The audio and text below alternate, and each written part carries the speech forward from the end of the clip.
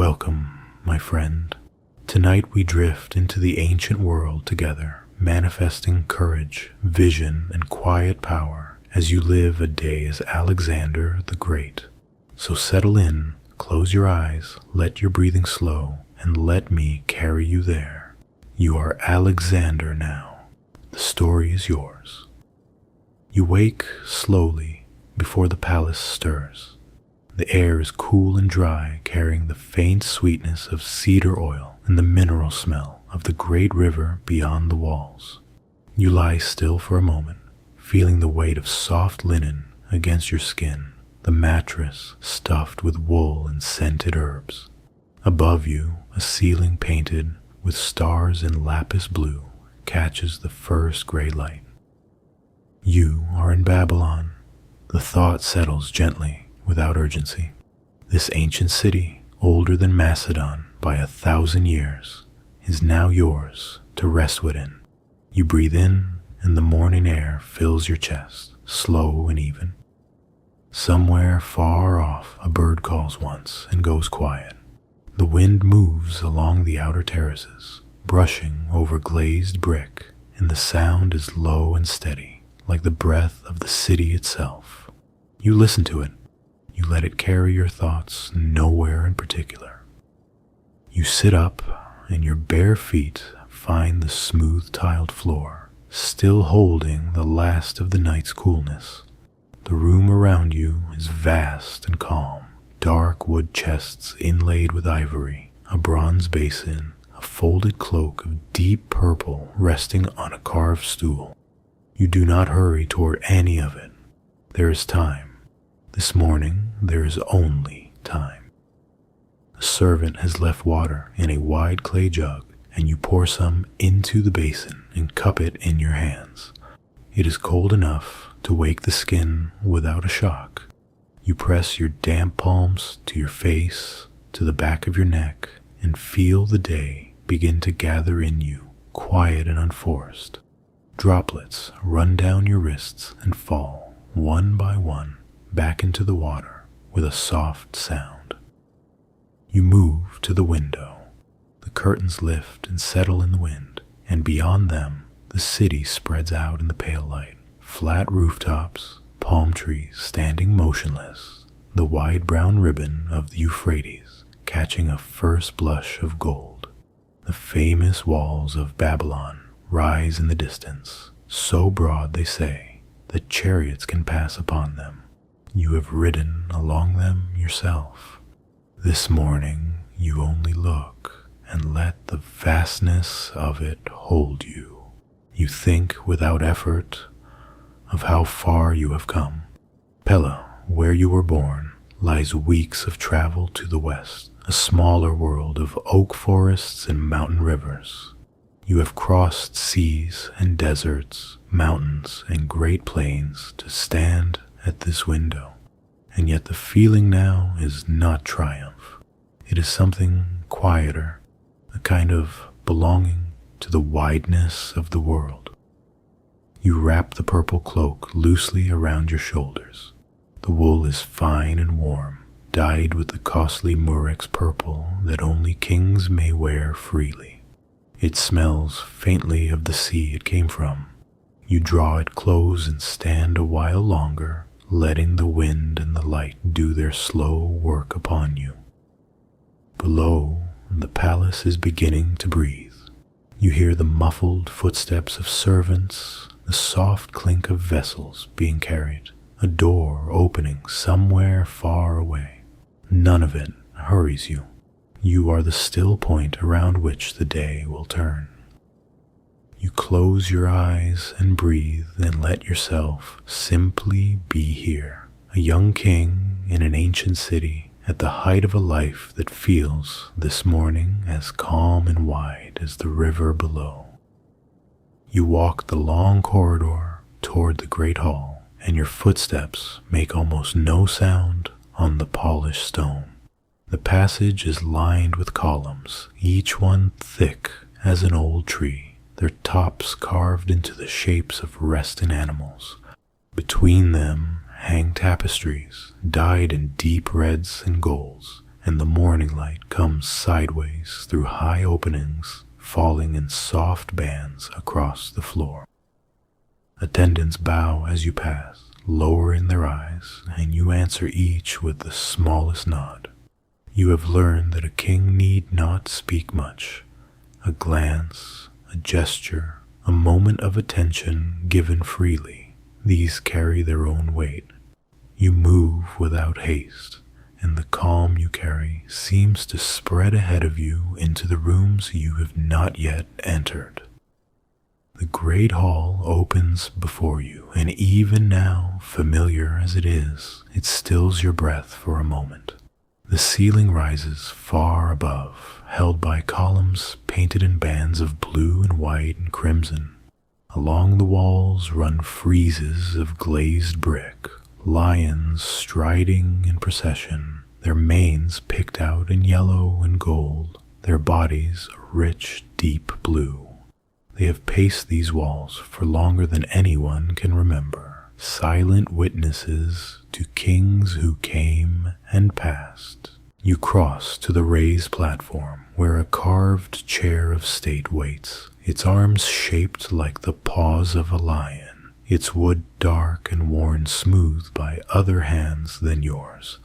You do not sit at once.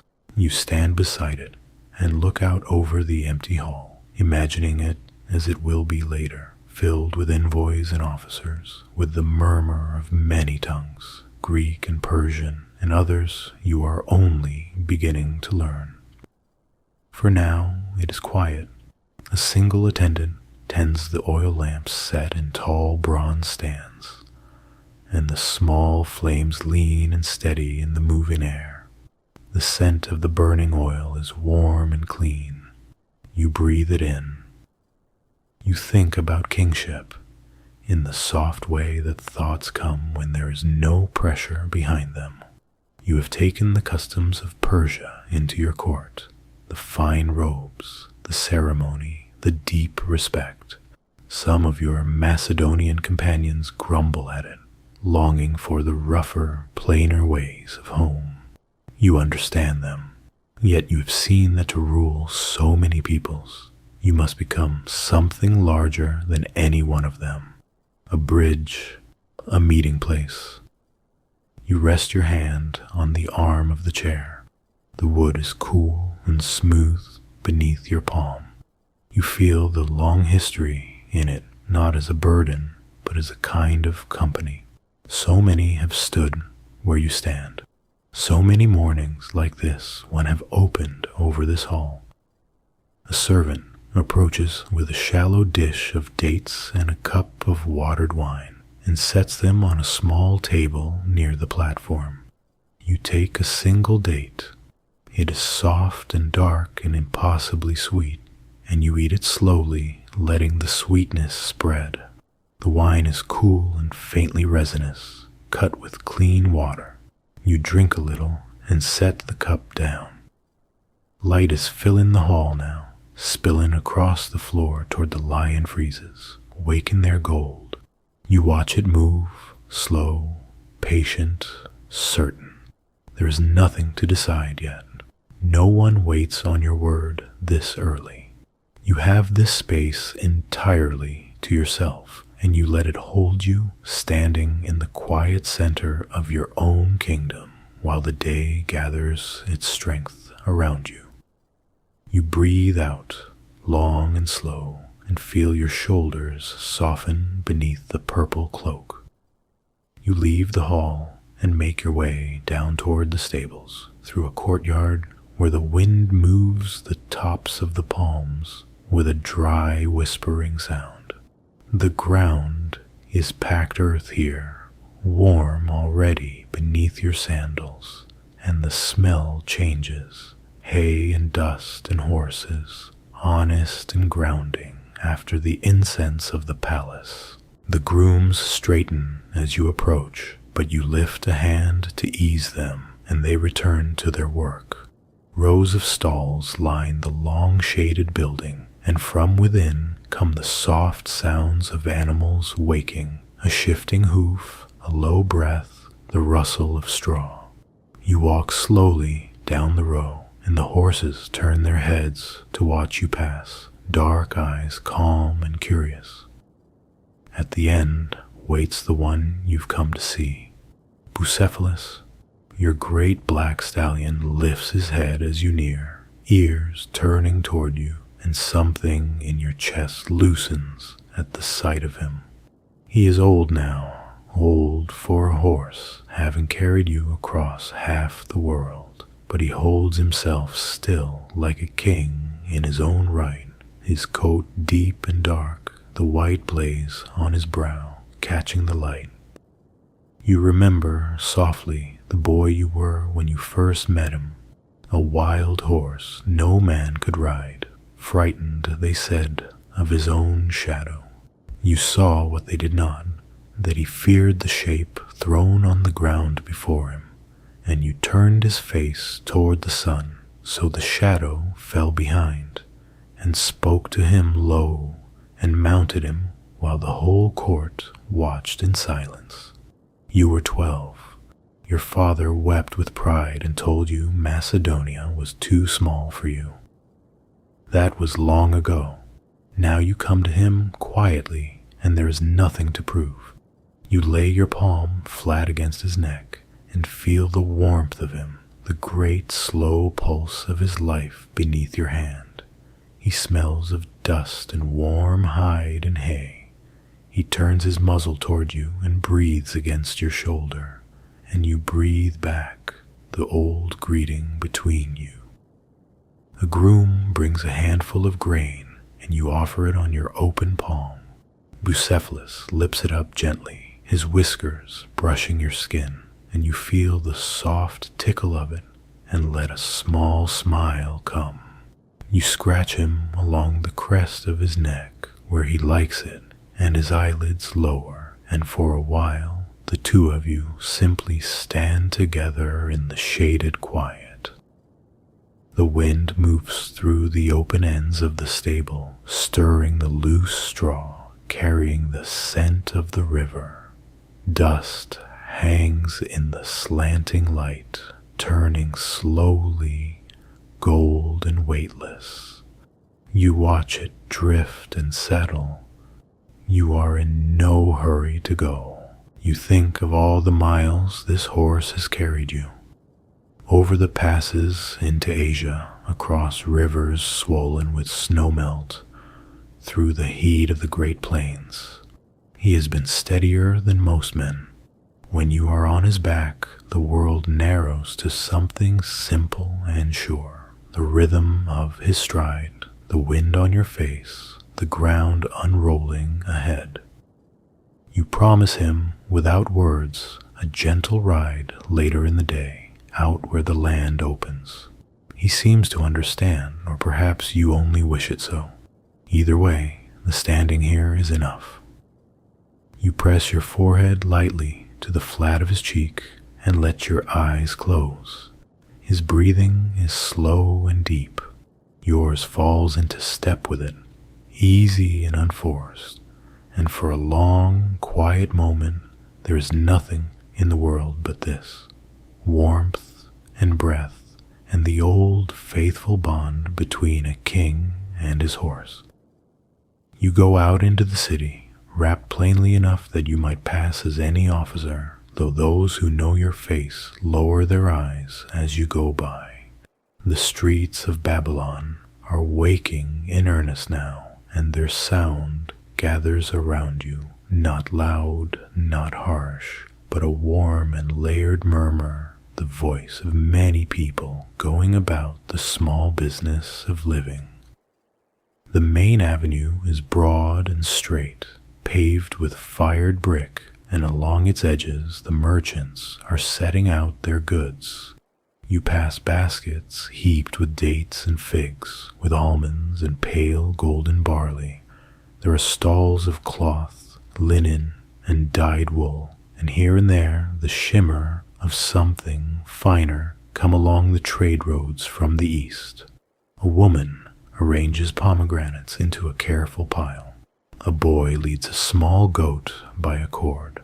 The air smells of bread baking somewhere close, of dust, of spice, of the river underneath it all. You walk among them, and no one presses upon you. The murmur rises and falls, voices bargaining, a snatch of song, the tap of a coppersmith's hammer down a side lane. It is the sound of ordinary peace, and you find you love it more than the sound of triumph. This is what the campaigns were always, at their heart, meant to protect. The simple continuance of days like this, in a city that has traded and prayed and slept for 1,000 years. Beyond the walls, your army waits in its camp, and you turn your steps toward one of the gates to look out upon it. The great gate rises ahead, its glazed brick glowing blue in the sun, figures of bulls and dragons picked out in gold along its towering sides. You pass beneath it, into the light, and there before you spreads the camp, orderly rows of tents, cook fires sending up thin threads of smoke, the low sound of thousands of men living together in disciplined ease. You do not go down among them this morning. You stand a while on the rise and simply watch. Men move between the tents, tending gear, sharing food, laughing at something you cannot hear. Horses are picketed in long lines. Banners hang loose in the still air. There is a settledness to it, the calm of soldiers at rest after long roads. These are your people, Macedonians who have followed you from the beginning, and Greeks, and now men of Persia and other lands drawn into your service.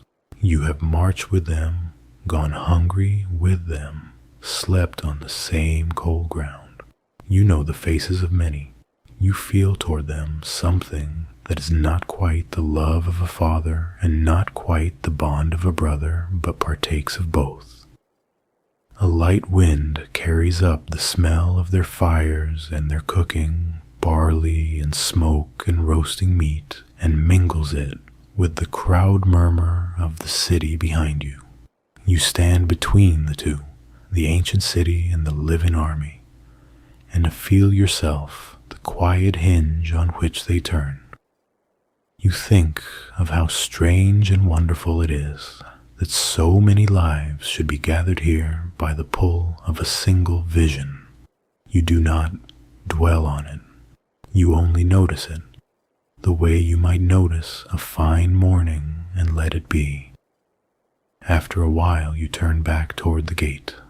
The blue brick glows above you as you pass beneath, and the murmur of the city receives you again, warm and unhurried.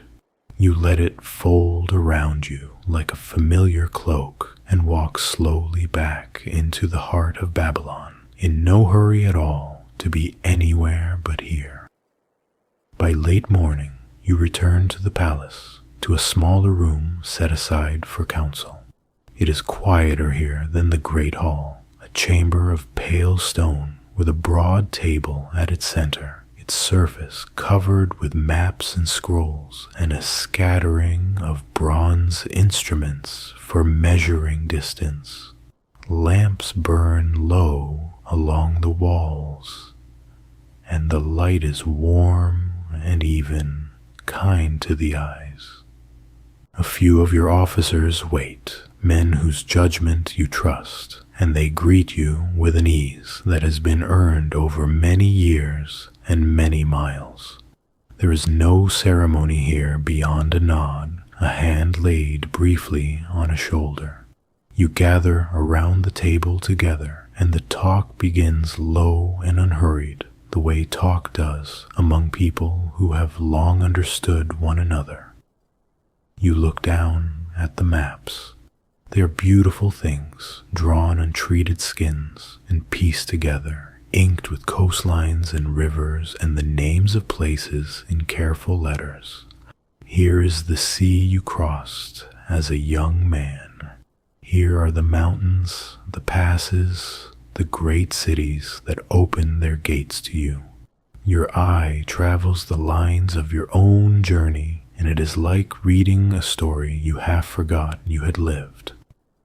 Someone points to the edge of the known world, where the mapmaker's certainty thins into rumor, land spoken of by travelers, rivers that may run to an encircling ocean, peoples whose names arrive changed by many retellings. You lean over it, and the old wonder stirs in you, gentle now rather than restless. As a boy, you believed the world had an edge you might reach and stand upon. You are wiser now, and the wonder is only deeper for it. The discussion moves through practical things, the flow of supplies along the rivers, the settling of new cities, the roads that will bind distant provinces together. You listen more than you speak. You have learned that the wisest thing a king can often do is to let good men think aloud in his presence and to weigh what they say. Now and then you ask a quiet question, and it turns the talk towards something clearer. You trace a river's course with one fingertip, following it from the mountains down toward the sea. You think of the cities you have founded and named, places where Greek and Persian ways might meet and mingle, where scholars and merchants and soldiers might make new kinds of lives together. That is the work that pleases you most now, not the taking of ground, but the joining of it, the stitching of a torn world into something whole. The lamplight shifts as one of the flames gutters and steadies. A servant refills the oil without a word. The instruments on the table catch the light. A pair of bronze dividers, a straight rule, a small weight on a cord. You pick up the dividers and turn them idly in your fingers, feeling the cool metal, the smooth pivot of the joint. The talk winds down of its own accord. Nothing is urgent today. There are no orders that cannot wait.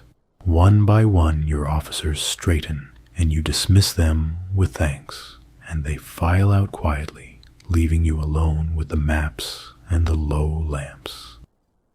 You stand a while longer over the table, looking at the whole of it spread before you. The mountains, the rivers, the seas, the long thread of your own passage through it all. It does not fill you with hunger anymore. It fills you with a kind of peace. You set the dividers down gently and let your hand rest flat upon the map, upon the wide and quiet world. At midday, you take your meal with a few of your closest companions, in a room made comfortable with low couches and soft cushions. The Greek custom is to recline while eating, propped on one elbow, and you settle onto your couch with a sigh of contentment, the tension of the morning loosening in your limbs. The others arrange themselves around the table, and there is an easy warmth in the room, the warmth of long friendship. The food is simple and good. There is flat bread, still warm, torn and shared from a common basket. There are olives, dark and glistening, and a dish of soft white cheese drizzled with honey. There are figs and grapes, and a platter of roasted fowl seasoned with herbs whose scent rises pleasantly in the warm air. You eat slowly, tasting each thing, in no hurry to be done.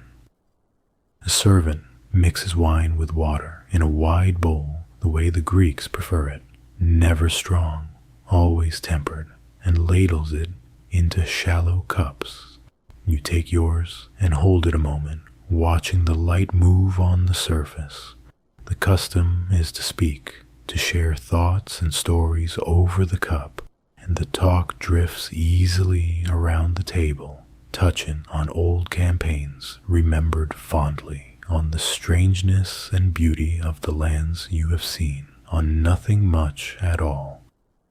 One of your companions tells a story you have heard many times about a night crossing gone comically wrong in the early days, and the whole table laughs, you among them, the laughter loose and unforced. It is good to laugh with men who knew you before any of this, before the crowns and the ceremonies, when you were only a bold young prince with more courage than sense. They keep you honest. They keep you yourself. You think warmly of Aristotle, who taught you as a boy that the sharing of a meal and good talk is among the finest things in life, that friendship is a kind of virtue, one soul in two bodies. You believe him more with every passing year.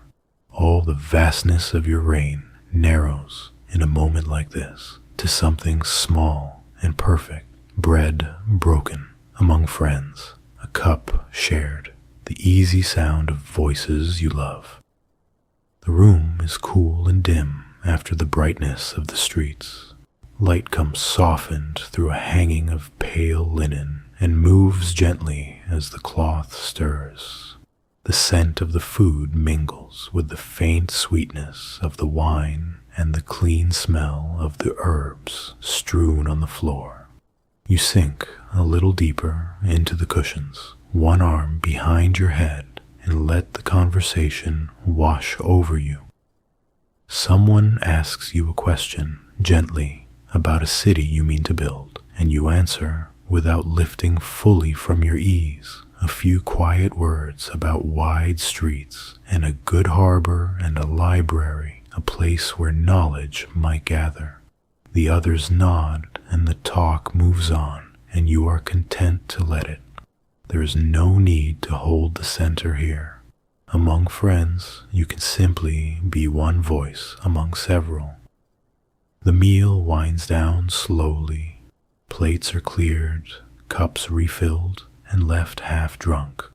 A comfortable quiet settles over the room, the kind that comes when good friends have eaten and talked their fill, and are content simply to be in one another's company. Someone hums a low tune. Outside, the city drowses in the midday heat. You close your eyes for a moment, full and warm and at peace, held by the soft company of the people who have walked the long road at your side. There is nowhere you would rather be than here, in this quiet room, in the gentle middle of the day. In the early afternoon, you keep your promise to Bucephalus and ride out beyond the city into the open land. The grooms bring him saddled with a soft cloth and a light harness, and he tosses his head when he sees you, eager for the space and the wind. You mount easily, feeling the familiar strength beneath you, and turn him toward the wide country beyond the last of the fields. The city falls away behind, its walls and towers shrinking, and the land opens out around you, broad and gently rolling, dressed in the pale gold of late-season grass. The wind meets you here, steady and warm, carrying the smell of dry earth and distant water. It moves through the grass in long waves, silver where it bends, and the sound of it is a soft, continuous hush, like the sea heard from far off. You let Bucephalus set his own pace. He falls into an easy walk, then a gentle canter, and the rhythm of it rocks through you, smooth and sure. You loosen your grip and let your body move with him, rising and falling, and the last of the day's stillness in your muscles shakes loose and is carried away on the wind. There's a simple joy in this that needs no thought. The ground unrolls, the wind pours past, you breathe deep and full. Above, the sky is enormous and pale blue, scattered with a few high clouds that drift without hurry. A bird of prey circles far up, riding the warm air, and you watch it a moment, wheeling and patient.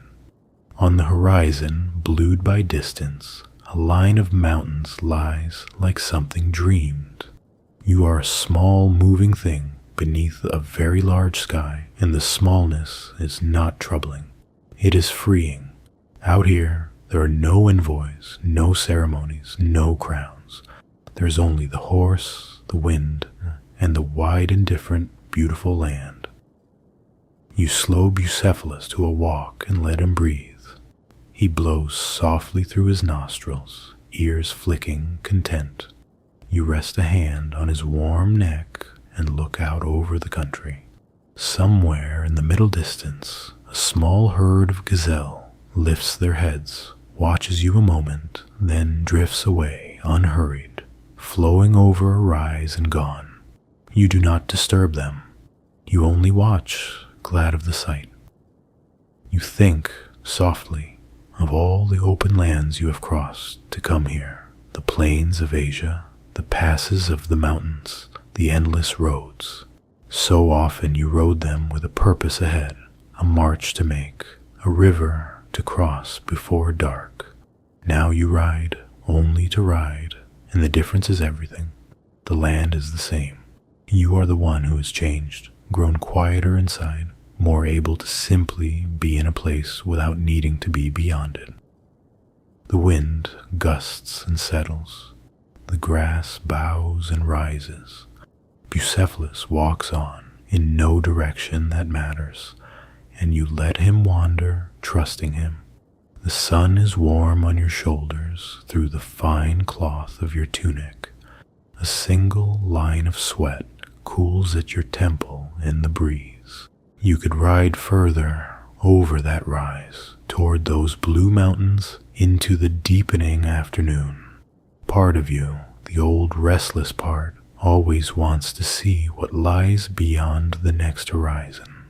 But today you feel that wanting gently from a distance, the way you might feel an old fondness. You turn Bucephalus at last in a slow, wide arc back toward the distant city and let him carry you home at his own pace, the wind now at your back, warm and steady, easing you along. As the afternoon lengthens toward evening, you visit the astronomers in a chamber high within one of the old temple towers. Babylon is famous for its watchers of the sky, priests and scholars who have tracked the wandering stars for centuries, keeping records on tablets of clay that reach back through more generations than you can count. You have come, as you often do, simply to listen and to learn. The room is cool and dim, lit by a few steady lamps, and the walls are lined with shelves of tablets, each pressed while soft with rows of small wedge-shaped marks and then baked hard. An old scholar rises to greet you, his beard white, his eyes clear and unhurried, and bows in the manner of his people. You return the courtesy warmly.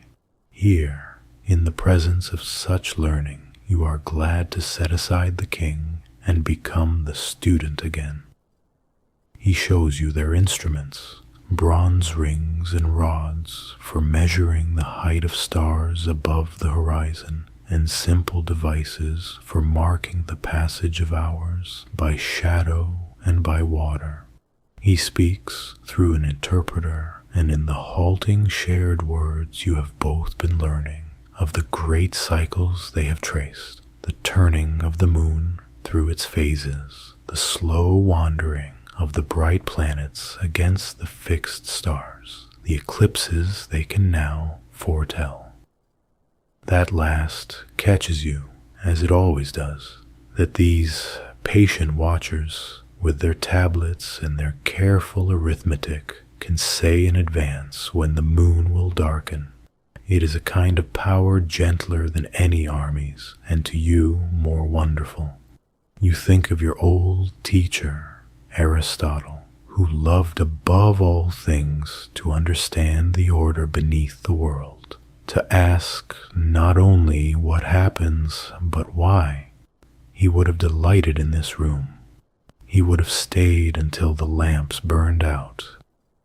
The scholar draws you to a window, and together you look out as the sky deepens toward dusk.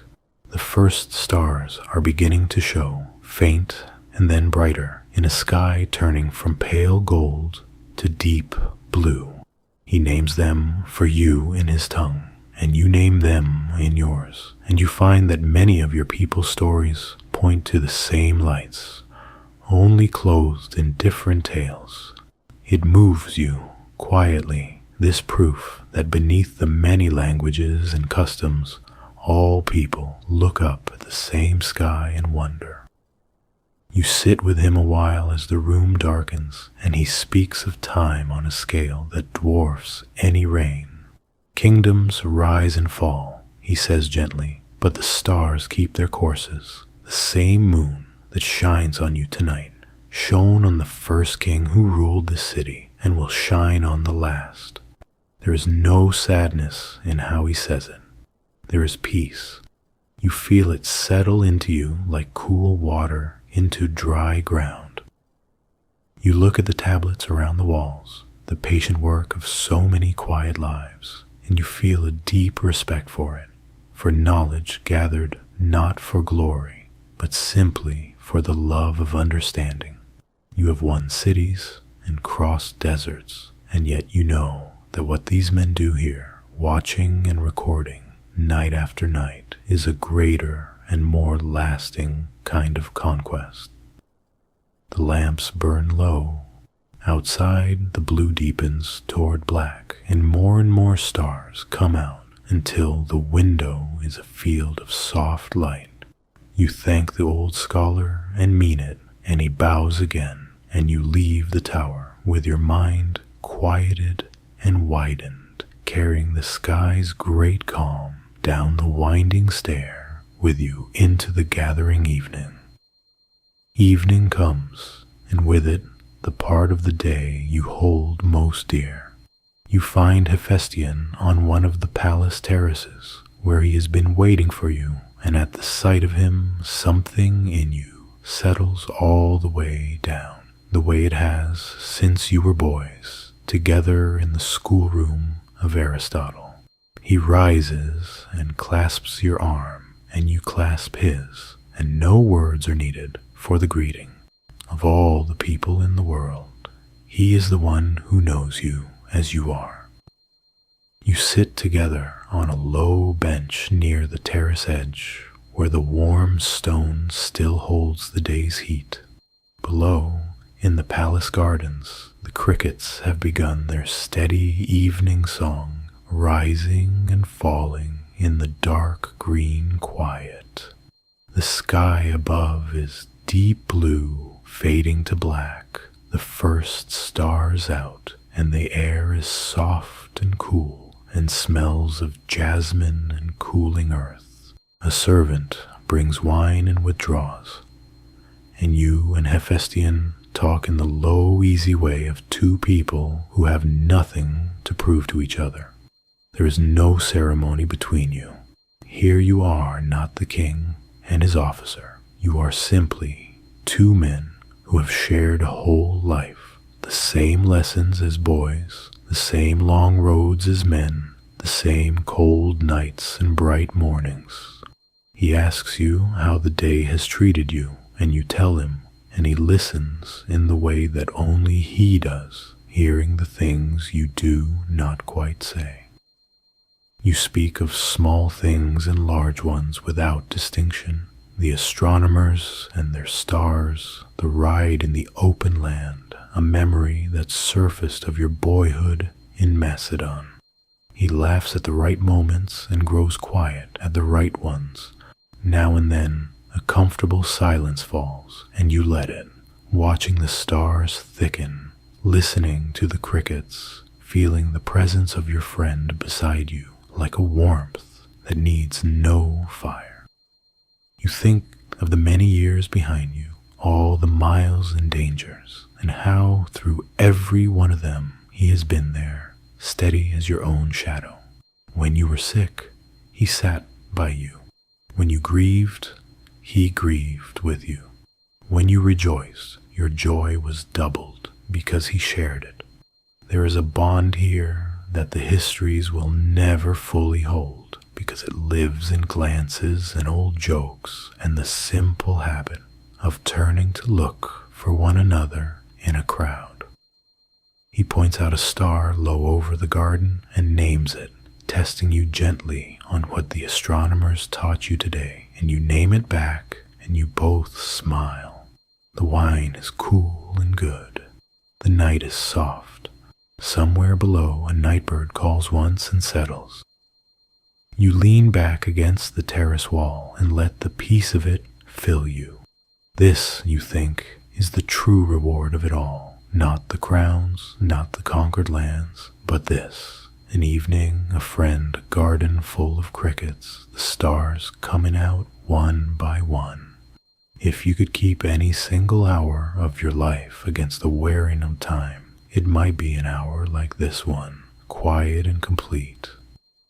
Hephaestion says something low and wry, and you laugh softly, and he laughs too, and the sound of it drifts out over the dark garden. Neither of you moves to end the evening. There is no need. The night is long and kind, and you have all the time in the world to sit here together beneath the widening field of stars. Two souls in the old easy company that has carried you both so far. Later, when Hephaestion has gone to his rest, you sit alone by a small fire burning low in a bronze brazier at the center of a quiet room. The night has grown cool, and you have drawn your cloak around you, and you watch the flames with the loose, unfocused gaze of someone who has no need to think and every freedom to let thoughts come as they will. The fire crackles softly, a small, steady sound, and the coals glow deep orange beneath the flickering tongues of flame. Now and then, a spark lifts and drifts upward, winking out in the dark above. The warmth reaches your face and your hands, gentle and living, and the light moves across the walls in soft, restless shapes. There's something in a fire that quiets the mind, some very old thing, older than any city, older than kings. You let your life drift before you in the coals, not in order, not as a reckoning, but the way scenes return unbidden on the edge of sleep. The oak woods of Macedon and the cold, clear rivers you swam as a boy. Your mother's voice, your father's heavy hand on your shoulder. The day you tamed Bucephalus and turned his face toward the sun. The years of lessons under Aristotle, learning the shapes of the world and the reasons beneath them. Then the wider things, the crossing into Asia, the first sight of a sea you had only read about, cities opening their gates, deserts and mountains and great slow rivers. So much movement, so much wanting in those years to reach the next place, to see what lay beyond. You feel the memory of that hunger now from a gentle distance, the way you might remember a fever long since past. It drove you far. It brought you here. And here, tonight, by this small fire, you feel no hunger at all, only a deep and settled fullness.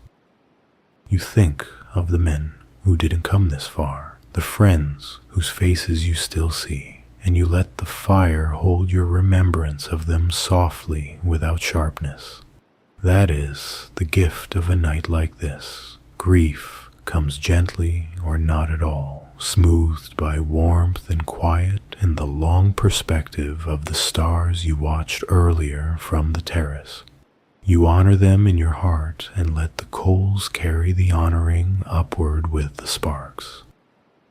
The flames sink lower.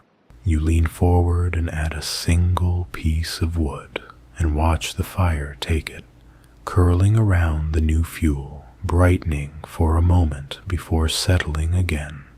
The smell of the smoke is clean and resinous. You cup your hands toward the heat and feel it in your palms. You have been called many things: king, conqueror, son of a god, a man who wished to reach the ends of the earth. Tonight, by the fire, you are none of those. You are only a man grown tired in the good way, warm and safe within thick walls, watching flames and letting a full life turn slowly over in his mind. It is enough. It is more than enough. The room is dim and close and kind. The fire murmurs. Your eyelids grow heavy, and you let them, blinking slow, the orange glow softening and blurring each time. You could sleep here, in this chair, wrapped in your cloak by the warm coals, and part of you wishes to. But the night is not quite done with its gentleness, and there is one more quiet place you wish to go before you lie down. You sit a while longer, until the fire has burned to a low and peaceful glow, and then you rise, slow and unhurried, and draw your cloak close, and step softly out into the cool of the night. You climb a narrow stair to the flat roof of the palace, and step out beneath the open sky, and the sight of it stops your breath in the gentlest way. Above you, the stars are spread from edge to edge, more than the eye can hold, faint dust of them behind the bright ones. The whole slow river of light the Greeks call the milky circle arching overhead. The air is cool and still. Far below, the crickets sing in the dark gardens, and beyond the walls, the river gleams faintly under the starlight. You find a low bench near the parapet, or simply lie back upon the smooth stone, still faintly warm from the day, and gaze upward. The city sleeps around and below you, its lamps mostly dark now, and there is nothing between you and the sky. You breathe slow. The stars seem very near and very far at once. You remember lying like this as a boy on the hillsides of Macedon, while Aristotle named the constellations and told you what the wisest men believed about the heavens, that the stars were fixed upon turning spheres, that the world was a globe, that reason could reach up and grasp the order of things. You loved him for the way he made the vast sky feel not frightening but knowable, a thing the mind could hold. You hear his voice in memory, low and patient, and it soothes you now as it did then. Much of what he taught you, you have carried across the world. He gave you the hunger to understand, the habit of asking why, the sense that a man should try to make himself excellent in soul and not only great in deeds. You have not always lived up to it. No one does. But the aiming has shaped you, and lying here beneath the stars, you feel a warm gratitude toward the old philosopher who set your eyes on higher things when you were young. You pick out the constellations one by one, the ones he named and the ones the Babylonian scholar showed you today, and you find with quiet pleasure that they are the same stars, only wrapped in different stories. Whatever men have called them, they have shone the same, patient and unchanging, over every land you have ever crossed. The same stars that shine now over Macedon, over Greece, over the far mountains, one sky above the whole wide world. The thought settles into you deeply and gently, that you are held within something far larger than yourself, and that this is not a loss but a comfort. Your reign, your name, your travels, they're small beneath this sky, and there is a great peace in the smallness. The stars will keep their courses long after this night, long after everything you have made. And rather than sadden you, it frees you the way the open land freed you this afternoon. You are a part of the whole. You always were. A cool breath of wind moves across the roof and is gone. The crickets sing on. A single star falls, a brief silver line drawn across the dark, and you follow it with your eyes and let it go without a wish, content already, wanting nothing. You lie a long while beneath the turning sky, breathing slow, your body loose against the warm stone, your mind as wide and quiet as the heavens above you. There is no thought that needs thinking, no place that needs reaching. There is only the vast soft field of stars and the gentle song of the night, and you at peace beneath it all, growing slowly, sweetly tired. At last you come down from the roof and return to your chamber, where a single lamp burns low and the bed waits soft in the warm dark. The room is quiet and still, holding the day's warmth, smelling faintly of cedar and cool linen. You loosen your cloak and let it fall across a chest, and the night air moves gently against your skin, and you feel how deeply, how pleasantly tired you have become. You lie down upon the bed, and the softness receives you, wool and linen giving beneath you, cool at first, and then slowly warming to the shape of you. You draw a light cover over yourself and settle, and your body sinks a little deeper with each breath, growing heavier, growing easier. The last small tensions of the day loosen and let go. Your shoulders, your hands, the fine muscles around your eyes. Above you, the painted stars on the ceiling are dim in the low lamplight, and you gaze at them without really seeing, your eyelids growing heavier. The single flame leans and steadies, and its soft glow moves slow across the walls. You watch it the way you watched the fire earlier, without thought, letting it carry you gently down. You breathe in, slow, and the calm of the whole day gathers in that breath. The wind at the window at dawn, the cool water on your face, the great lion freezes glowing gold, Bucephalus warm beneath your hand, the murmur of the city, the maps spread wide, bread broken among friends, the open land and the wind, the stars named in the tower, Hephaestion beside you in the cricket's song, the fire, the vast sky above the roof. All of it here, held in one slow breath. You breathe out and let it settle. There is nothing left to do. No river to cross before dark, no council to hold, no march to make. The day is complete, and it was good, and it asks nothing more of you. You feel this fully sinking, the truth of it warm and simple, that you may rest now entirely, that it is safe to let everything go. Your breathing slows and deepens. The lamp burns low, its light softening, blurring gentle gold behind your closing eyes.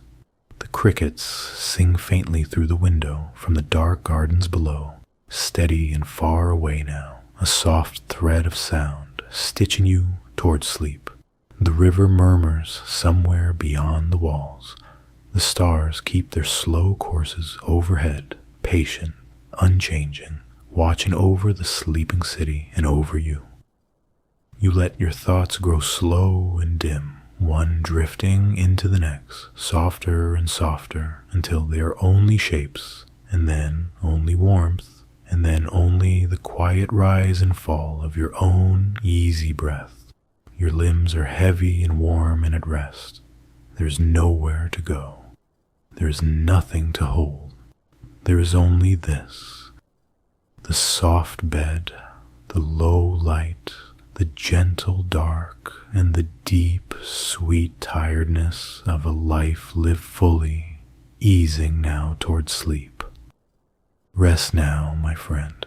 Let the ancient world hold you gently as it fades. The day as Alexander is yours to keep, folded softly into you, and the night will keep watch while you sleep. Breathe and let go and drift and be at peace. Sleep now. Sleep and rest and dream of wide skies and quiet stars all the way until morning.